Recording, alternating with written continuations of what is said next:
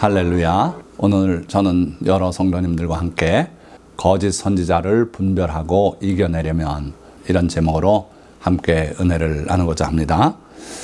사실 제가 여러 차례 거짓 선지자에 대해서 설교를 했는데 이번에 또다시 거짓 선지자에 관해서 말씀을 드리게 된 것은 최근에 중요한 사안들이 많이 있었고 거기에 관련해서 많은 사람들이 거짓 예언을 했어요. 그래서 그 예언을 굳게 믿고 그렇게 되리라고 생각하고 기도도 하고 응원도 했던 분들이 결과가 그렇지 않은 걸 보고는 너무 허탄하고 믿음에 대한 회의까지 갖고 어떻게 예수님을 믿어야 올바로 믿는 것인지 참 혼란 속에 빠져 있는 걸 제가 봤어요. 그래서 오늘 혹시 여러분들이 그렇지 않으시더라도 이 설교 말씀을 끝까지 잘 경청하시고 그래서 거짓 선지자를 어떻게 분별해내고 또 그들을 이겨내려면 어떻게 해야 하는지 그들의 해악은 무엇이 있는지 잘 이해하시고 승리하시는 여러 성도님들이 되시기를 주님의 이름으로 축원드립니다. 오늘 5단락으로 나눠서 말씀을 드리겠는데 첫째는 빗나간 예언들이에요. 빌 게이츠가 1981년도에 무슨 이야기를 했냐면 1인당 640kB면 충분한 용량이 될 것이다. 이렇게 장담을 했어요. 640kB는 정말 말도 안 되는 그런 메모리 용량인데 컴퓨터를 발명한 이분이 예상을 그렇게 했더라는 거예요. 그러니까 이렇게 빗나가는 예측들, 이건 예언이라고 말하기는 어렵습니다만은 그런 일들이 흔히 있지요. 메가더 장군이 인천 상륙작전을 성공으로 이끌고 그리고 서울을 수복한 후에 서울 복구에 최소 100년 이상 소요될 것 같습니다. 이런 말을 했어요. 그러나 서울은 놀랍게도 20-30년 안에 옛 모습 이상 그리고 세계가 부러워하는 그런 도시로 성장을 하게 되지 않았습니까? 그러니까 인간의 예측이 빗나가는 수가 많이 있다는 거예요. 자, 이런 예측은 빗나가도 별 문제가 안 되죠. 오히려 우리에게 기쁨이 되고 그럴 수도 있습니다. 그런데 이제 신앙에 관해서 빗나간 예언이나 예측들이 나오게 되면 이제 심각한 문제가 일어나는 수가 있어요. 성경을 그릇 해석해서 나온 거짓 예언이 있었습니다. 미국을 중심으로 해서 전 세계 지국을 가지고 있었던 패밀리 라디오 그 창설자 해럴드 캠핑은 성경을 보면서 잔을 했답니다. 그래가지고 예수님께서 다시 오시고 성도들이 들려 올라가고 그리고 마지막 심판이 이 땅에 불붙듯이 쏟아지고 하는 심판의 날이 언제가 될 것인가를 예측해냈어요. 그래서 첫 번째 그 예측은 1994년 9월 6일에 우리가 휴거가 될 것이다. 그래가지고 많은 사람들이 기대했는데 불발이 되고 말았죠. 그래서 해럴드 캠핑은 그거 잘못됐다. 계산을 정밀하게 해보니까 9월 6일이 아니라 9월 26일이다. 그래가지고 며칠 늦췄죠. 그랬는데 또 불발이 되고요. 그래서 드디어 10월 2일로 연기를 했어요. 근데 역시 아무런 소식이 없이 지나갔지 않았습니까? 그러고 거기서 이제 끝나는가 했는데 2011년 5월 21일을 다시 심판의 날로 지정을 하고 많은 사람들이 호응하고 그래가지고 2011년 5월 21일이 됐는데 아무 일도 없었어요. 그래서 이 해럴드 캠핑은 다시 칩거하고 그리고 또 계산을 해보고 하니까 이게 아니라 가을이라고 그리고 또 연장했어요. 그런데 가을에도 또 실패하고 해럴드 캠핑은요 사과를 하고 그 경영하던 패밀리 라디오를 정리하고 그러고 2년 후에 돌아가셨어요. 뿐만 아니라 여러분들은 기억을 하실지 모르겠습니다만은 여호와의 증인들이 인류 종말을 1975년으로 예언을 했어요. 그 근거는 아담 때부터 이렇게 성경에 기록된 연도들을 쭉 모아보니까 예수님이 오신 것이 4,000년 후였고 그리고 예수님 오신 후 2,000년이 경과되면서 토탈 6,000년이 흘렀다는 거예요. 그래서 6,000년이 딱 되는 1975년 이거 어떻게 계산했는지 그렇게 계산을 해냈어요. 그래서 6,000년이 되면 6일 동안 하나님의 천지를 창조하시고 제7일에 쉬셨던 것처럼 6,000년의 인류의 역사가 흐르면은 7,000년이 되는 75년은 인류의 종말이 되고 새로운 시대로 들어간다. 성경에 그런 말씀은 전혀 없어요. 그런데 이 여호와의 증인들은 그렇게 했어요. 그래가지고 75년도 인류 종말이라고 얼마나 소란스럽게 광고를 하고 전도를 하고 했는지 저에게까지 그 기억이 남아 있어요. 그런데 75년에 인류의 종말이 왔습니까? 그냥 지나갔지요. 자, 이렇게 빗나간 거짓 예언들은 많은 사람들에게 충격을 줍니다. 예수 안 믿는 사람들도 그 여호와의 증인들이 외치는 인류 종말 예언을 들었고, 그리고 그게 아무 일 없이 지나가니까 비웃어요. 그래서 야, 예수 믿는 사람들 참 형편없구나. 저렇게 인류의 종말이 온다고 떠들더니 오긴 뭐가 와. 그래서 그 다음에 누가 또 예수님 오신다 그래도 안 듣습니다. 이게 바로 그 거짓된 예언들의 해악이라고 볼 수 있는 거예요. 그런 거짓 예언들이 있었는데 최근에 있었던 일들을 또 살펴보면 다미 선교회라는 집단이 1992년 10월 28일 날 주님이 우리를 공중으로 불러 올리시고 인류의 종말이 오게 된다. 막 이래가지고 온 대한민국을 소란스럽게 하고 교계까지 거기에 미혹을 받아서 동조하는 그런 분들이 있었고 그랬어요.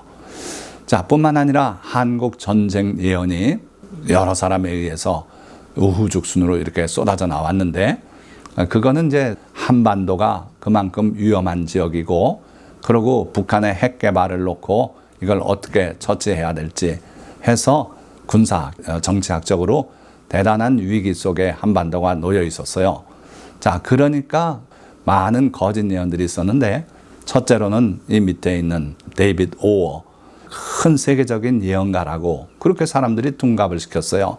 그래서 IT 지진도 예측을 했고, 뭐 어디 무엇도 예언했고, 뭐도 예언했고, 대단한 예언가라고 이렇게 죽여 세워놓고, 이분이 꿈에 큰 전함이 있는데 그리 미사일들이 하늘을 가릴 정도로 싹 몰려와가지고 그 전함을 때려서 결국 침몰하더라. 이게 바로 한국 전쟁이다. 그런 꿈 이야기를 했어요. 또 나중엔 또 다른 꿈도 이야기하고요. 여러 가지 꿈 이야기를 했는데 구체적이지 못해요. 그런데 주변에서 그걸 아주 놀라운 예언인 것처럼 그렇게 둔갑을 시켰어요. 그래가지고 난리가 나고 사람들이 그걸 간접적으로 듣고는 두려워하기도 하고, 저에게도 목사님 한국에 전쟁 나요? 그러고 물어온 성도도 있고 그랬어요. 그런데 나긴 뭐가 납니까? 지나갔지요. 그런데 또 다시 1917년을 한국에 전쟁이 일어난다고 또 예언을 했어요. 또 대한민국에 많은 땅굴이 서울 중앙까지 청와대까지 뚫려 있고, 그걸 통해서 북한 군인들이 남침을 하는데 우리 대한민국 군복을 입고 들어와서 아주 혼란스럽게 그렇게 해가지고 많은 한국 사람들을 학살하고, 특별히 여성들을 성노예 삼고 또 인육을 먹고 막 아주 끔찍한 예언을 미국서 건너온 젊은 여자 전도사님이 그렇게 예언하면서 한국을 뒤집어 놓기도 했어요. 그래서 한국은 온통 전쟁 예언으로 소란했죠. 그런데 다 지나가지 않았습니까? 자, 그리고 또 2020년 4월 14일 작년 김정은이 나타나질 않고 미사일 발사장에도 안 나타나고 또 뭐 태양절이라고 해서 그 행사에도 나타나지 않고 하니까 김정은이 사망했다고 그렇게 또 많은 사람들이 거짓, 이건 뉴스죠. 예언도 아니죠. 이미 사망했다고 일어난 일을 얘기하니까. 근데 사망은 무슨 사망을 합니까? 버젓이 나와서 지금 활동하고 있지 않습니까? 또 그 미국의 대선을 앞두고 온갖 가짜 뉴스들, 가짜 예언들이 난무하는데 제가끔 하나님의 직통 계시를 받았답니다. 그래서 하늘 천상 회의에서 하나님께서 그 트럼프에게 또 4년의 기회를 주라고 그렇게 말씀하셨다 그러고 그 대적자들이 정권을 탈취하려고 하는데 하나님께서 결국은 트럼프에게 승리를 주신다 그러고, 이런 온갖 거짓 예언들이 난무했어요. 근데 어떻게 됐습니까? 결국은 트럼프가 패배하고 그리고 바이든 대통령이 자리에 오르지 않습니까? 참 이 거짓 예언들은 허무하게 지나가고 말았어요.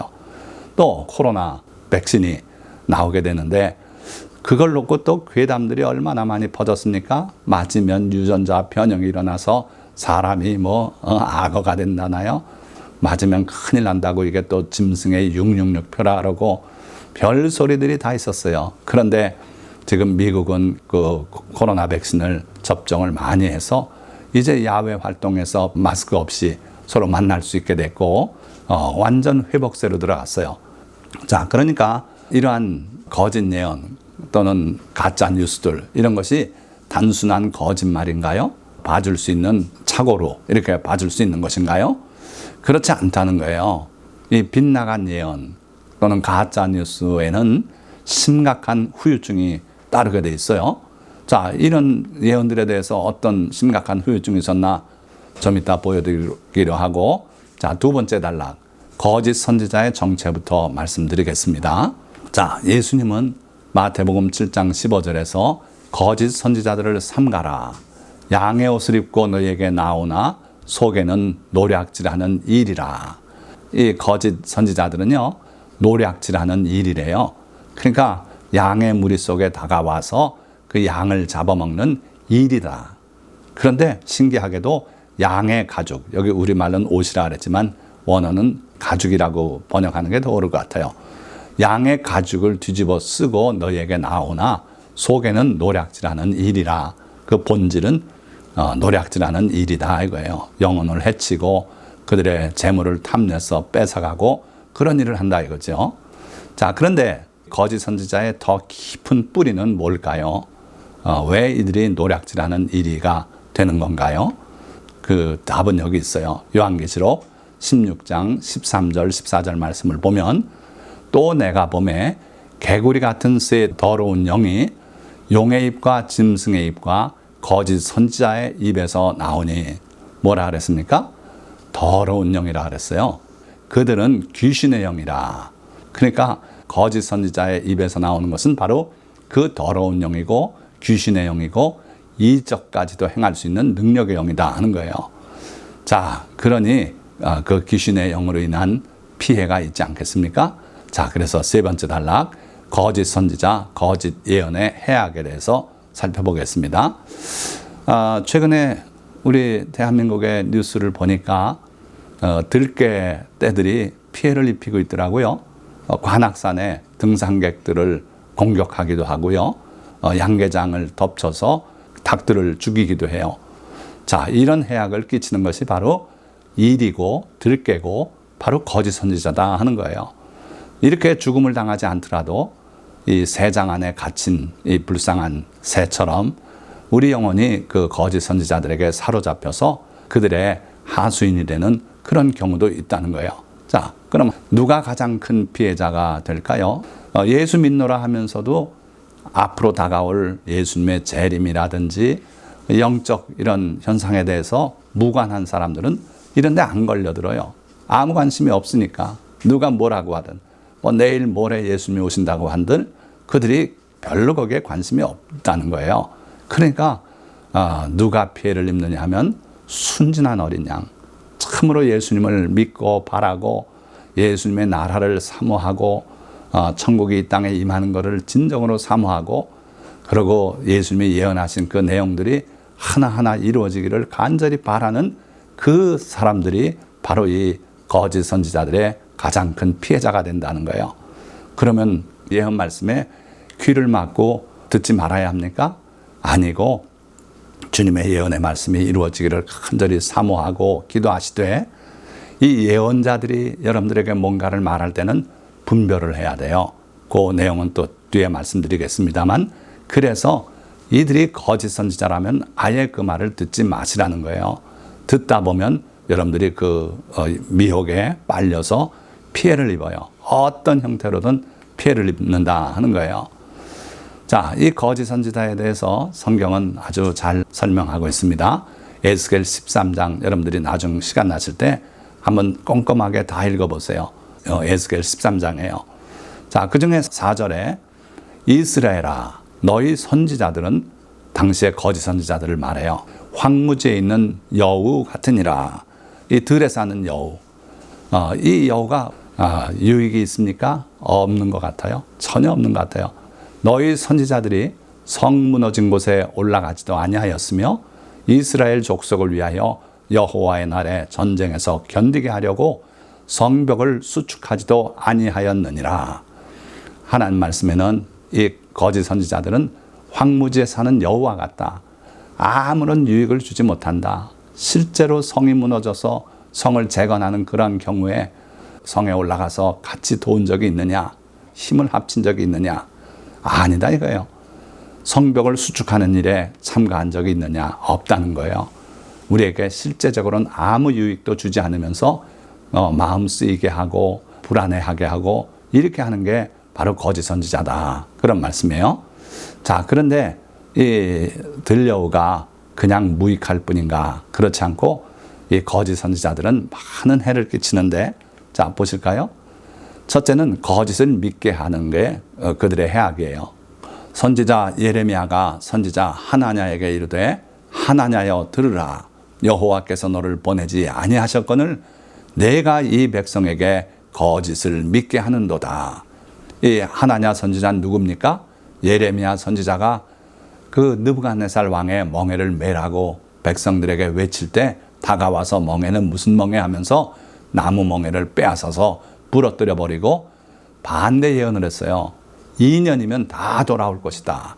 그때 하나님께서 하나냐 선지자를 책망하시면서 올해 내가 죽게 될 것이다 하더니 그 해 7월 달에 죽고 말았어요. 그러니까 하나냐 선지자와 같은 거짓 선지자를 하나님은 내두지 않으시는 거예요. 왜? 백성에게 거짓을 믿게 하기 때문에 그래요. 하나님의 말씀을 믿어야 될 그 시점에 엉뚱한 이야기를 믿게 하는 것이 바로 거짓 선지자다 하는 겁니다. 그래서 거짓을 믿게 되고 그에게 사로잡혀서요, 새장에 갇힌 새와 같은 신세가 된다. 반면에 진리의 말씀은 우리를 자유하게 한다 그랬어요. 예수님께서 진리를 알지니 진리가 너희를 자유하게 하리라고 약속하지 않았습니까?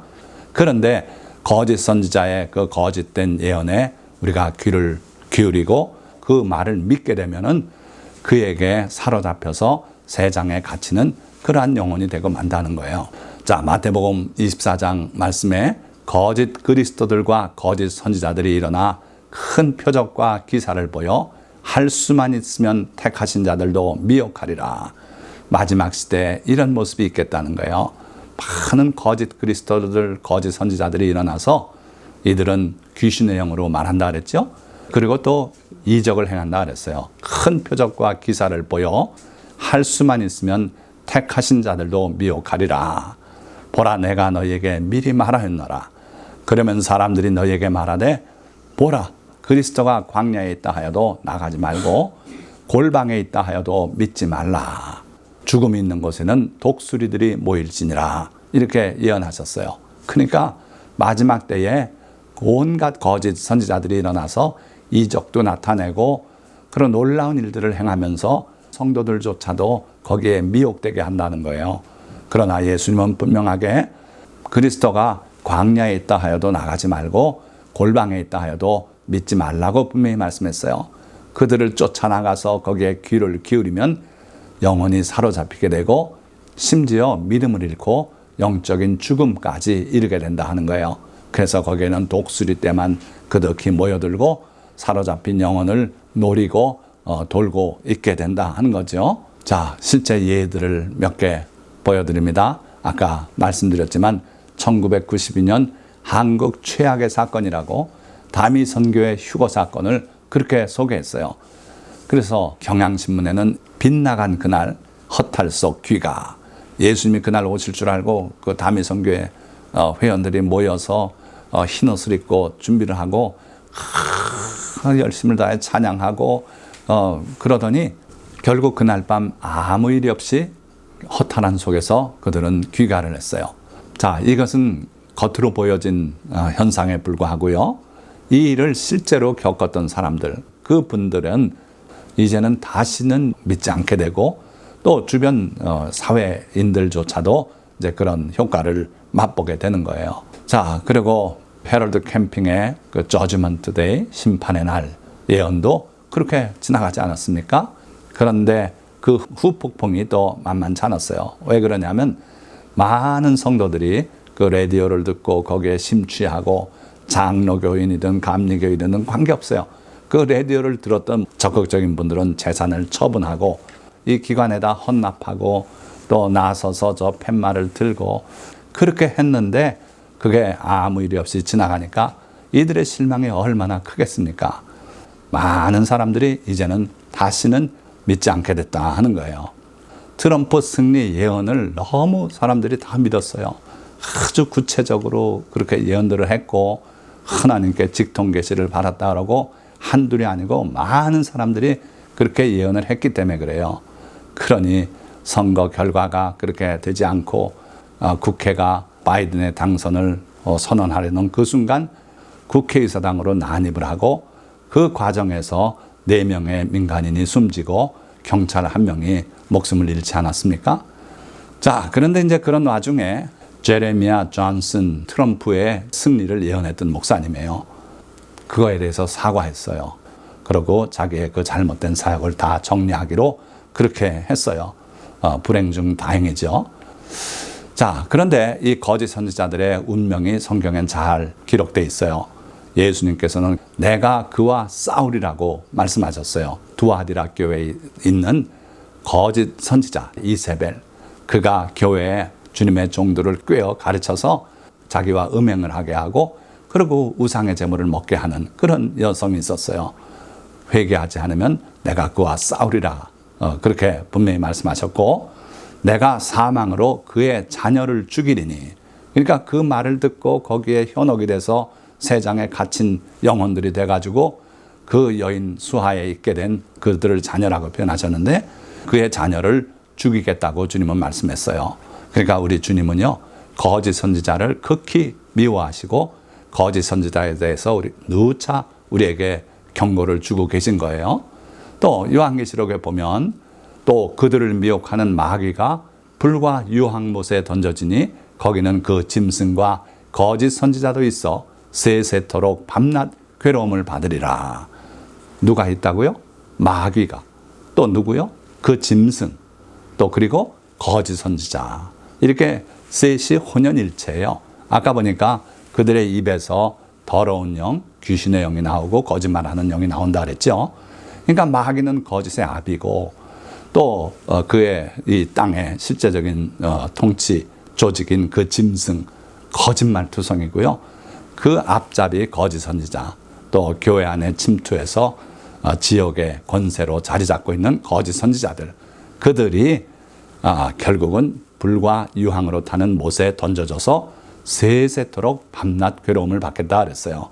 그러니까 거짓 선지자는요, 애교로 봐줄 수 있는 존재가 아닙니다. 그들은 여러분들의 영혼을 사로잡고 여러분들의 영혼을 죽게까지 하는 그런 아주 끔찍한 존재인 걸 여러분들이 아셔야 돼요. 자, 마지막으로 그들을 물리치고 이기려면 어떻게 해야 되겠는가? 나가지 말며 믿지 말라 그러셨어요. 그리스도가 광야에 있다 해도 나가지 말고 또 골방에 있다 해도 믿지 말라. 가서 거기 참여해서 그 설교 듣고 하면 영혼을 뺏긴다는 거예요. 그러니까 요즘은 이제 인터넷으로 많이 들으니까요. 듣지 말아라. 믿지 말아라. 들으면 믿게 된다 하는 거예요. 그래서 여러분들이 거짓 선지자를 이기는 첫째 원칙은 듣지 말고 믿지 말아야 돼요. 자, 두 번째, 영들이 하나님께 속하였나 분별하라. 이 거짓 선지자는 자기 마음으로 그냥 그렇게 선지자 노릇하지 않습니다. 분명히 영적인 역사가 있어요. 이기적까지 베푼다 그랬어요. 기적까지. 그래서 그 영이 하나님께 속한 영인지 귀신의 영인지를 분별하라는 거예요. 뭘 가지고 분별할 수 있을까요? 말씀의 잣대로 분별해야 돼요. 자, 요한일서 4장 1절 말씀에 사랑하는 자들아, 영을 다 믿지 말고 오직 영들이 하나님께 속하였나 분별하라. 많은 거짓 선지자가 세상에 나왔습니다. 이미 이 당시에도 거짓 선지자가 많이 나왔는데 오늘 21세기 들어서 얼마나 많습니까?